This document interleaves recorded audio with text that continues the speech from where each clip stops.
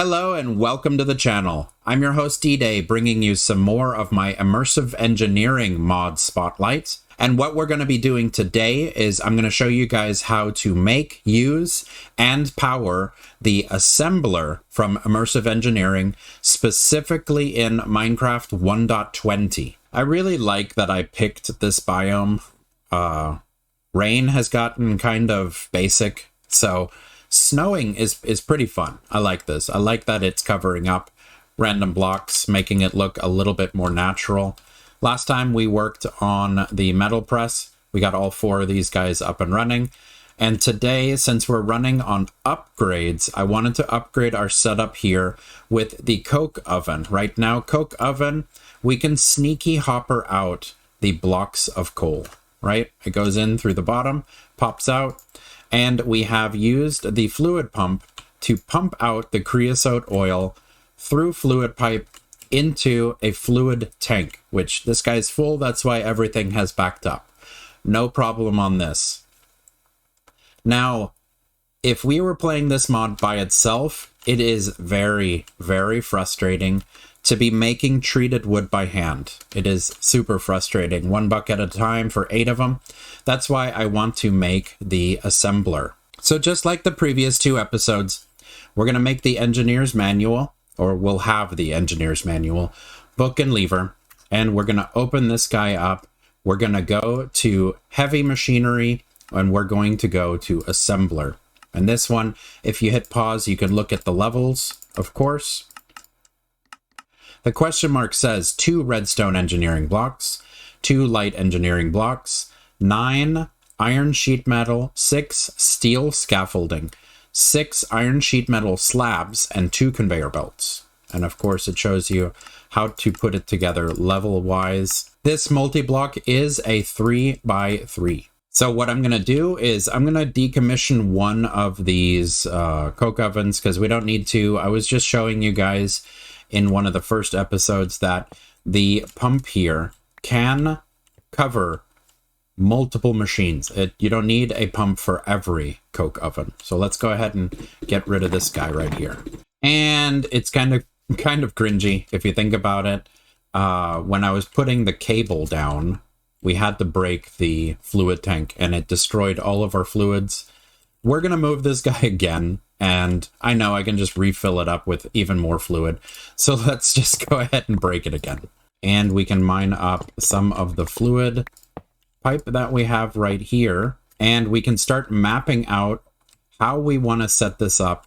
Since we have the metal press over here, I was thinking about setting up the coke oven to fluid tank to assembler right back here. All right, so I have set up the area that I want to use. And of course, since it's snowing, it's covering up the area.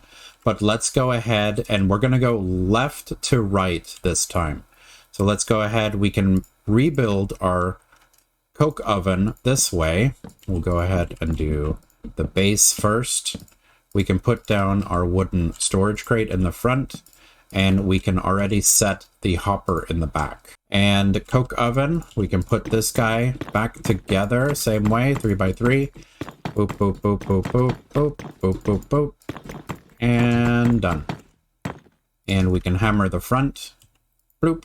And let's get a stack of coal going, and it can start backing itself up. No problem. And then here in the center, let's go ahead and put our 4 posts from our fluid tank. And we have our 34 pieces of iron sheet metal, 1 on each of the fence posts, like this, and then in between, of course. We're going to keep the center hollow. Boop, boop, boop. We're going to keep the center hollow again. Boop, boop, boop. And then the top level can be sealed. Boop. And again, we're going to ping the front. Boop. Okay. So since we moved that one over there, now we can decommission this guy right here. Let's get rid of this. And we can get rid of this. We can add the engineer's crafting table over here. We'll just put this guy here for right now, because now we need to move the fluid tank. And if you guys remember from the first couple of episodes, the fluid tank completely resets itself. So let's see, we're going to put it down right here. Boop. And let's see, can we reach this side from here? I don't think we can. So good thing this guy isn't full yet. We'll break this apart again so that we can set the opposite side with shift right click to fluid input. And then of course we need to go under this machine so that we can change this blue dot to orange for fluid output. Putting our blocks back, and let's go ahead and set this guy back. 1, 2, 3. Hammer, boop. Now what we can do is we can pump it right into the middle right here, like this. And of course we need to attach the lever. I prefer it to be out of sight, so I'm going to put it in the back. And bloop, there we go. Of course, this guy's going to take a really long time to burn. There all are alternatives to the pump. If you did not want to see the pump here, what you could do is you could put it in the back, run the pipe down into the ground and under so that you can just run it low and then come up from the bottom of the fluid tank if you wanted the fluid pump to be hidden in the back and the pipe to not be visible. I might do that, but not right now. The next step, what we're going to work on, is the assembler, of course, the assembler that I started the episode off with. So looking at the base, we're going to have 3 scaffoldings on the sides, redstone, and a light engineering block in the middle.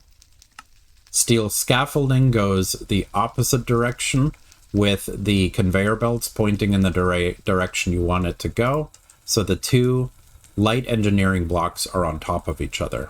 And the final row is just iron sheet metal and then the slabs to cover up the other 6. All right, so we're going to go sheet metal in rows, redstone, redstone, light, light. Conveyor is going to go this way. And then we're going to go sheet metal, sheet metal, sheet metal.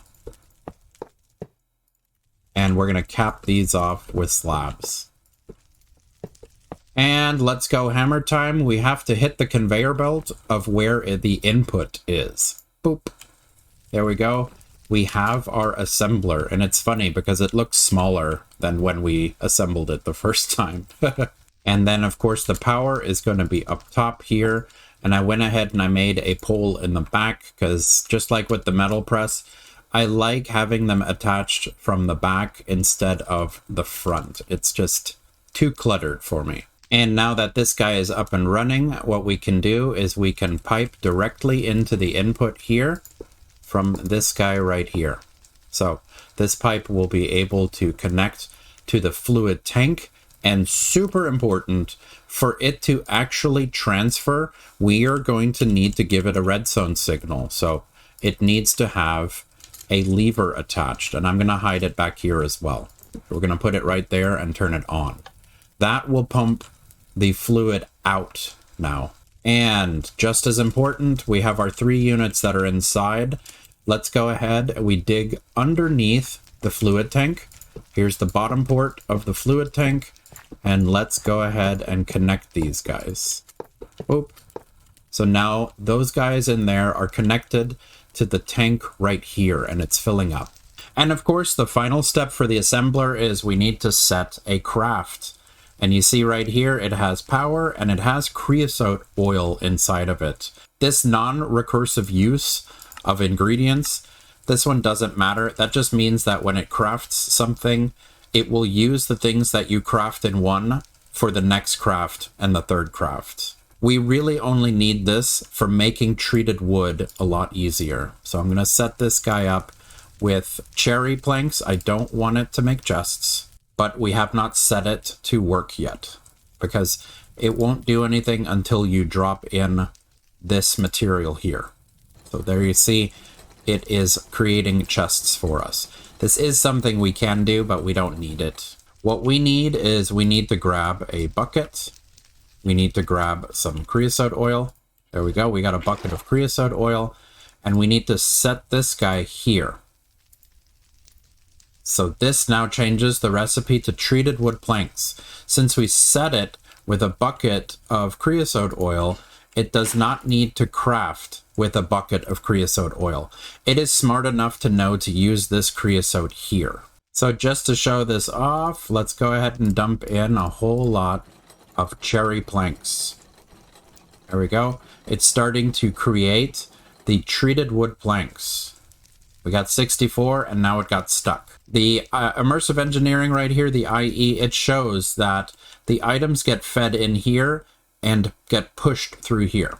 So if you really wanted to, I put them in manually because this is a really big buffer right here. You could attach a hopper right here and then feed it through with the hopper. Since it is kind of 2 items here, 1 item here, let's go ahead and do that.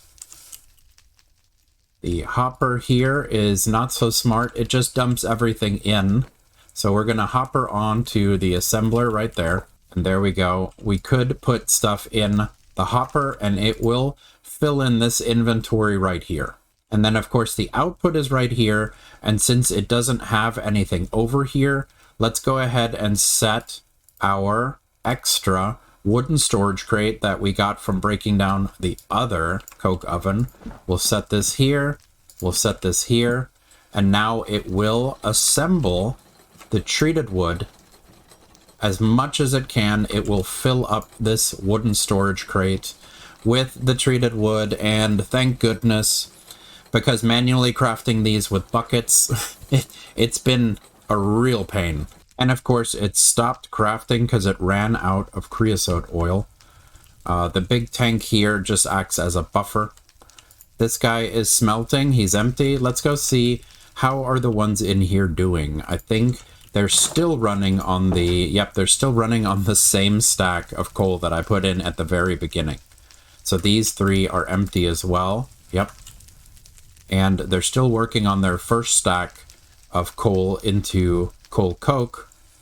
And the pumps are working. They don't need power because this is a fluid from inside of a machine. It gets pumped.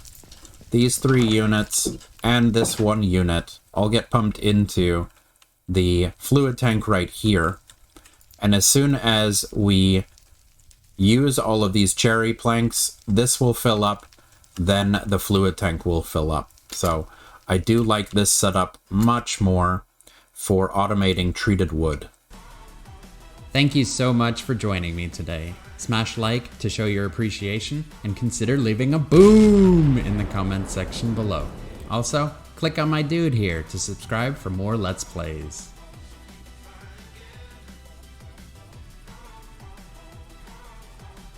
Ooh.